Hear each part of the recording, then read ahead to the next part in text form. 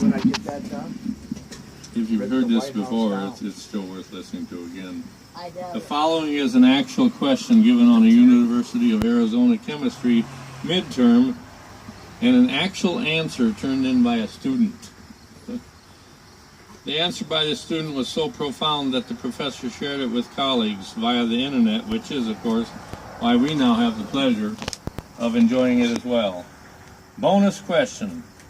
Is hell exothermic, which means gives off heat, or endothermic, absorbing heat?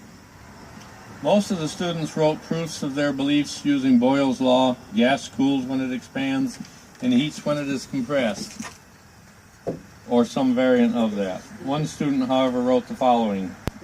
First, we need to know how the mass of hell is changing in time.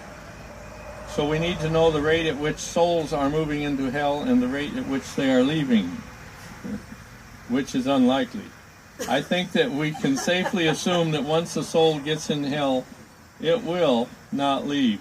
Therefore, no souls are leaving. As for how many souls are entering hell, let's look at the different religions that exist in the world today. Most of the religions state that if you are not a member of their religion, you will go to hell. Since there is more than one of these religions, and since people do not belong to more than one religion, we can project that all souls go to hell. With birth and death rates as they are, we can expect the number of souls in hell to increase exponentially.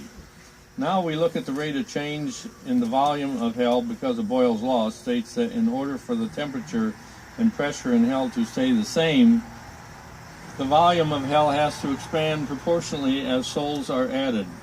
This gives two possibilities. One, if hell is expanding at a slower rate than the rate at which souls enter hell, then the temperature and pressure in hell will increase until all hell breaks loose. Two, if hell is expanding at a rate faster than the increase of souls in hell, then the temperature and pressure will drop until hell freezes over. So which is it? Well, if we accept the postulate given to me by Teresa during my freshman year, that it will be a cold day in hell before I sleep with you, and take into account that the fact that I slept with her last night, then number two must be true. Then number two must be true, and thus I am sure that hell is exothermic and has already frozen over.